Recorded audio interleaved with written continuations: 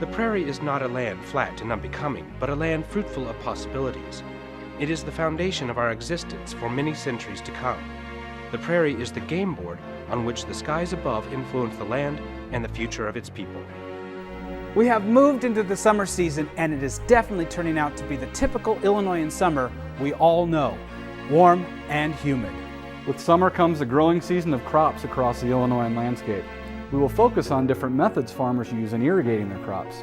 We also highlight the effects of the sun on our outdoor activities. What does SPF stand for, and how should we really apply sunscreen?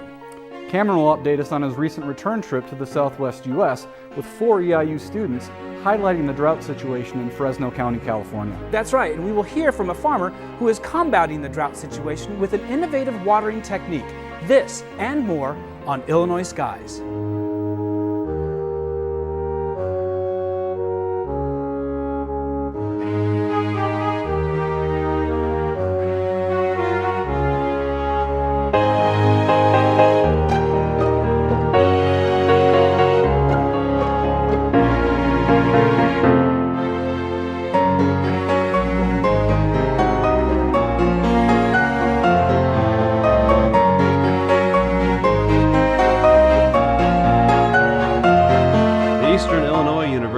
Department of Geology and Geography is a proud sponsor of Illinois Skies and provides integrated learning opportunities for students and the community to explore the physical and cultural world, near and far.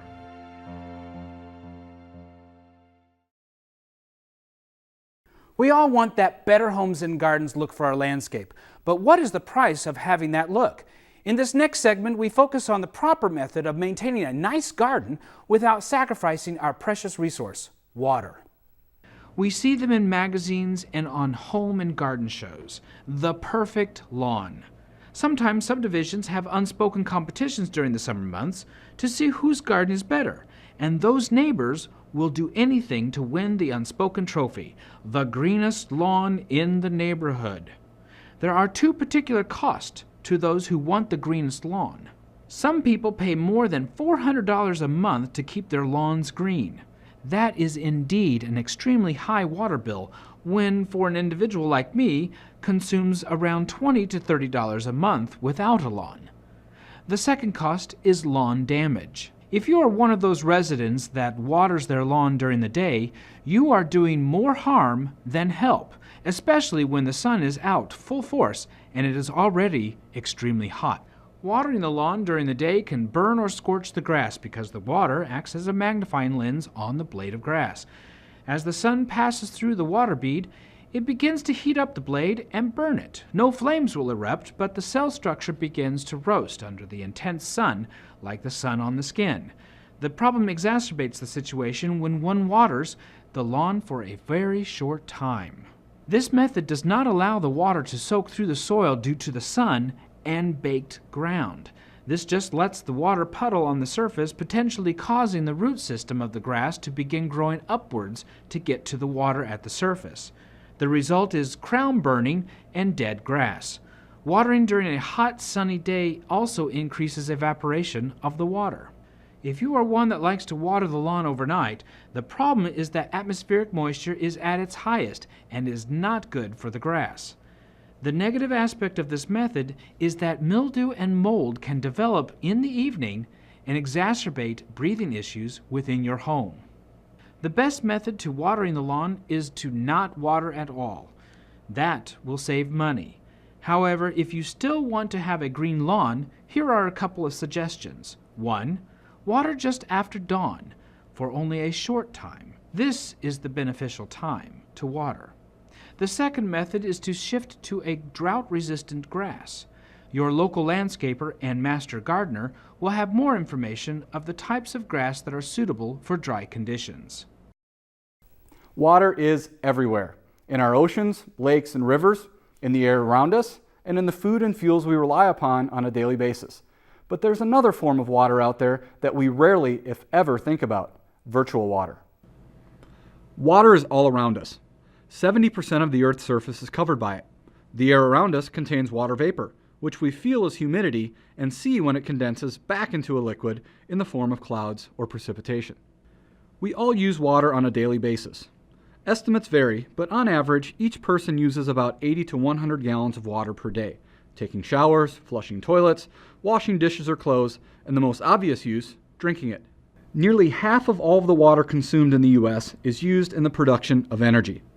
The next largest use, about 30%, is irrigation. Public or municipal use is around 10%, and all of the water that we use in our homes on a daily basis, those 80 to 100 gallons per person per day, accounts for only 1% of the national total. But there is another type of water out there, a virtual water, that we all consume or use on a daily basis, that we don't often take into consideration. Here's an example. How much water does it take to make 1 cup of coffee? You might think that's a silly question with an obvious answer, but really think about it. How much water does it take to make 1 cup of coffee? Try to think about the water that you cannot see, the virtual water that went into creating that 1 cup of coffee. Would you be surprised if you learned that 36 gallons of water are needed to make 1 cup of coffee? To understand this, we need to follow that cup of coffee back to where it originated. Coffee beans come from a plant grown throughout the tropics, and those plants require many gallons of rainwater to grow from a seed before they produce those beans. Those beans then have to be transported to be processed and to eventually end up on grocery store shelves. To produce 1 gallon of gasoline or ethanol requires between 2 and 3 gallons of water. All told, 36 gallons of water were used through the growth and transportation of those coffee beans that became your morning cup of joe. Let's look at one more example, a 1-pound T-bone steak. Any guesses as to how many gallons of water went into making that 1-pound piece of beef? 100 gallons? Nope, too low. 500 gallons? Keep going. That 1-pound steak required upwards of 1,000 gallons of water. This example may be a little bit easier to understand, as you can see that the cow from which that steak came from drank water, many thousands of gallons of it, not only to produce your steak, but many others. But we also need to think about what else that cow consumed. Today, most store-bought beef comes from cows on diets high in corn and other processed grains, most of which grow in irrigated regions of the Great Plains. And those cows are fed a lot of irrigated corn.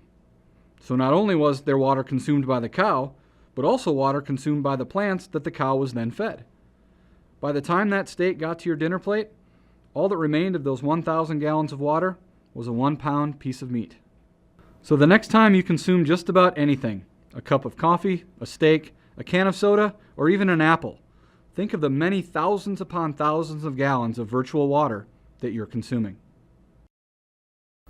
So Cameron, you recently returned from a trip from Southern California, where you and a few students went out and investigated how the drought has been affecting some folks out there. How has the drought affected specifically the town of Huron, California?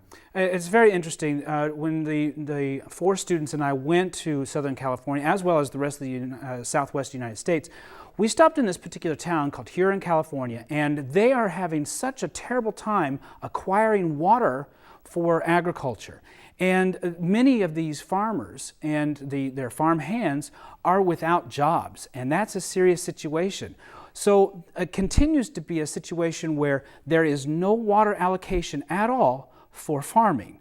And so what we will see in our neck of the woods is that the prices of products like tomatoes, pistachios, and broccoli and garlic will go up here. But again, the impact is on the farmer's side in California, where they're losing their jobs. And you mentioned the students that you took from EIU.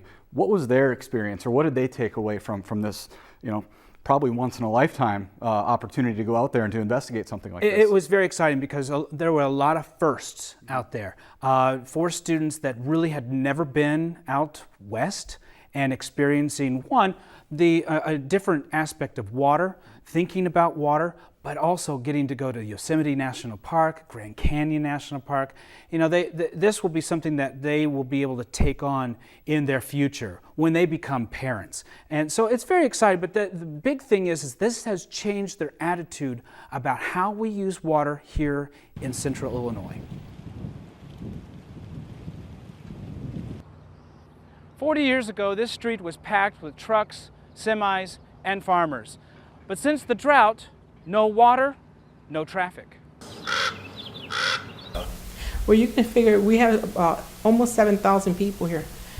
All 7,000 are going to suffer. It's going to trickle on down because you have the farm worker who goes out to work. You have the farmer who can't plant now because he doesn't have the water. And then that farm worker can't come over here and buy anything in town. So the city's going to suffer sales tax, gas tax, property taxes, because who's going to be able to pay the property taxes, who's going to be able to buy stuff. And that's where the businesses start suffering too. So it hits everybody, because and it's going to hit even the whole state of California and the United States, because this is where a lot of the products come from. A lot of your fruits and vegetables come from here. Lettuce used to be the biggest in this town. Lettuce and cantaloupes. We had 17 packing sheds back in 70s, late 70s. There was only one packing shed, for melons. There's only one in this area. Businessmen in Huron, California find it extremely difficult to make ends meet when the farmer suffers. Just a decade ago, the town had many packing plants. Today, there is only one. A town that bustled in the past is finding difficulty in continuing that trend. Ralph used to sell fuel in those days. Today, he just can't afford it. There's no business. If you sell, say, a load a week or a month, I'm going to say a month, 8,800 gallons a month at a margin of maybe 18 cents a gallon. You spend more on electricity and other things that it's not worth it. When did you stop serving fuel? About 3 years ago. And because of there's just no traffic? There's no one sell it to me. Throughout the last decade, Ralph has seen many friends come and go, and the cause was the lack of water allocation from the state. While his friends move on to try to find happiness, he prefers to simply wait and see. I have thought about it, and I'd rather not, because I don't have an idea what's going to happen unless things change. The lack of precipitation essentially limits growth of crops here in the Central Valley. But farmers are combating the problem with an innovative system, a drip irrigation system that essentially targets precipitation right at the root. What's kind of new in the area is what we call buried drip. And what we do is we bed up a 60 to 66 inch beds. And those are the bed sizes that are typically conform to tomato production. The drip tape is buried about 12 inches under the beds, and we keep those beds for about 5 to 7 years. So we're minimum tilling. And this year it'll be tomatoes. Next year it will either be garbanzos or pima cotton or back to tomatoes. And so we have a range of cantaloupes. All those can go onto those same beds. And so we lightly till those beds when we're done harvesting, get them prepped up, and we do it again. There are two types of local irrigators, a drip irrigator that allows water to drip on the root, and the under irrigator that puts water in the soil near the root. And a lot of the critics, indicate to us that we ought to not be growing those kinds of crops. The problem is those kinds of crops pay for the investment that we're doing and the water costs. If grain would pay for all that, it'd be easy, but it's not. And so, and then I've heard similar arguments, well, perhaps this area shouldn't be farmed because we have difficulty. You're in a desert, and we get maybe 6 to 8 inches of rain as our annual rainfall here. So it's not meaningful for crop growing. And but because it doesn't rain here, I grow all these crops that doesn't get spoiled by the rains. Otherwise, those crops could be grown in Kansas, and they don't. This is a Mediterranean growing region, one of 5 in the world. And so it allows us a range of crops depending on the demand for any one of those crops to grow it. And so we follow market persuasion of the kind of crops we do in our portfolio. But at the same time, they've got to pay for heavy-duty investments such as drip technology. The rest of us who pay, in most cases, probably 10 times higher, we've been motivated to be drip or under meters since the inception of the district on it. And so that has been what we have done.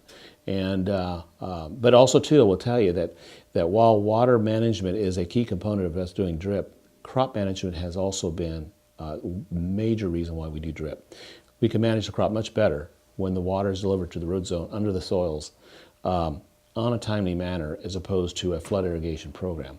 And for those primary reasons, we implemented drip. The savings and the cost savings and the water savings of use come along with it. But I can't imagine, even if water was free again, to fertigate or go back to the old methods. The method that we do now is far superior, just by the way of management.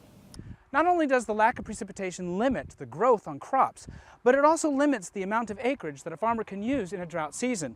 In this particular situation, this field is fallow because it's just too dry. Our year begins March 1. As we go through the winter, we're making all these decisions already. And so we're pretty conservative with the idea that we got 1 or 2 fields we could throw in if things change. But if we see a year getting dry, as we saw this year, and this year was really unique, we almost had no rain.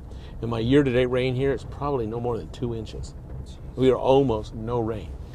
And so we saw that without, it looks bad, and projections maybe that we may be at 0. Well, then we do our budget scheduling based on 0. And so what water did we conserve last year? What's the well capability? All of those things are components of our decision-making process. And in a lot of cases, sometimes it may rain heavy late in the year. It's too late. I don't have it ready. I can't do anything with it. Right. So we're fouled no matter.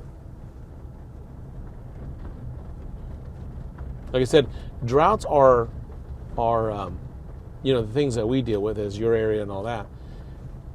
But the severity of drought is pronounced with environmental restrictions.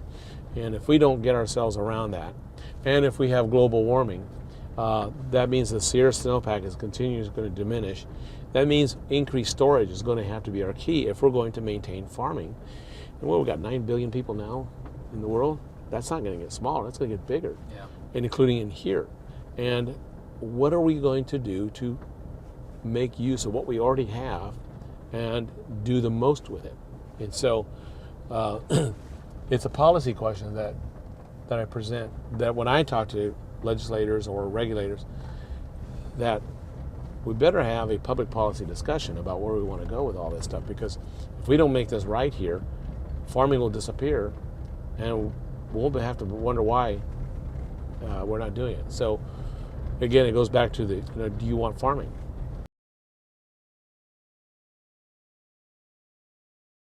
So Cameron, what can we expect in the future from this documentary work that you've done in Southern California? Well, the documentary will be called Expedition Endurance, and what we're going to do is put it together for a 2-hour episode, and essentially it will air on WEIU later this fall. We're also going to travel to schools around the area to kind of teach what we should and how we should think about water for the future. Well, we will definitely be looking forward to seeing that.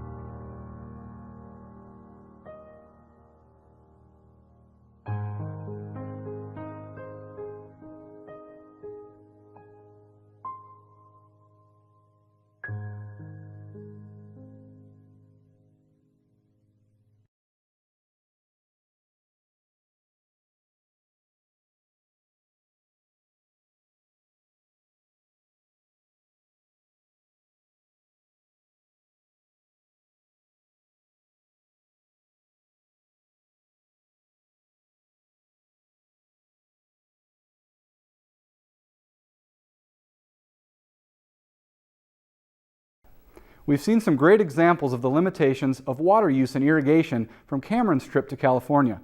But other parts of the country also rely upon irrigation to produce food, fuel, and fiber. Irrigation, specifically of agricultural fields, accounts for about 30% of our country's annual water consumption. The amount of irrigation water needed depends upon two variables, one we can't control and another we can. First, the region's climate, both its temperature and total precipitation amounts, determines if irrigation is necessary if crops are to be grown. The second factor involved in determining whether or not irrigation is necessary, and if so, to what extent, are the types of crops being grown. Fruits, vegetables, and other specialty crops, like those you may grow in your own garden, tend to require steady amounts of incoming water to thrive. So even if those crops are being grown in an area that receives enough annual precipitation, some farmers opt for irrigation so that they are able to control when those plants receive moisture. If we look at a map of agricultural irrigation in the U.S., we can see that indeed it's a function of crop type and climate type. We can see that farmers in Illinois irrigate minimally in an area along the Illinois River. All told, of our state's 23 million acres of cropland, only about 500,000 acres are irrigated, or only about 2%. Why? On average, Illinois sees anywhere from 35 to 50 inches of rainfall, which is more than enough to grow crops such as corn and soybeans in great quantity. California, on the other hand, specifically the state's Central Valley, may only see 5 to 10 inches of annual rainfall. Of California's 9.6 million acres of cropland, 82% of it, or 7.9 million acres, must be irrigated for crops of just about any type to grow. In the center of the country, from the Texas and Oklahoma panhandles up to Nebraska, we find another area of intensely irrigated cropland. The water used here to irrigate crops, specifically cotton, corn, and wheat, comes from the Ogallala High Plains Aquifer. As the technology to drill center pivot irrigation wells to depths necessary to acquire water caught up with the desire to grow the crops that cattle producers in the region needed, southwest Kansas quickly became the nation's epicenter for processing much of our country's beef. Once cattle production began utilizing feedlots to fatten cattle quickly and uniformly, it made economic sense to grow the food they were eating to get fat, corn, nearby, so as to reduce the cost of having to ship it in from states further east, like Iowa or Illinois.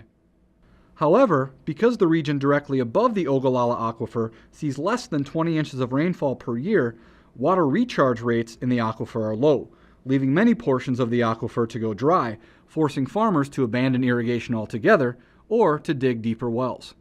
Like many examples pertaining to water consumption, the question is not if the Ogallala Aquifer will run dry, it's when. And in many places, when is now. It is summer and the time of year that the sun is highest in the sky here in central Illinois. Our outdoor activities during the daylight hours require us to wear sunscreen. Some people misunderstand the labeling of sunscreen as well as how to properly apply the product.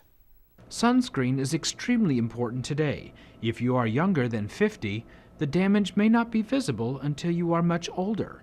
In fact, skin cancer is common among the older generations and must be burned off on a regular basis. To protect yourself from skin cancer, simply find a sunscreen that has an SPF of 30 or higher. SPF stands for Sun Protection Factor, and the number essentially means the number of minutes it lasts until another application is necessary. The proper way to apply sunscreen on the skin is to apply it generously on every inch of exposed skin about 20 minutes before going outside into the sun. Then, reapply every 30 minutes for SPF 30 or 50 minutes for SPF 50. Bathing in the sun can be relaxing and rejuvenating, but burns can have a lasting and serious impact on our life in the later years. So, keep that sunscreen handy anytime you plan to go out this summer. Well, Cameron, there it is. Another episode of Illinois Skies finished. But you don't have to miss us. Log on to our website at tcpfilms.com. There you'll find the latest developments in weather and climate on the Illinoisan landscape. We would love to hear from you for our next episode in September when we present the autumnal equinox edition. Until then, look up and reflect on the beauty of Illinois skies.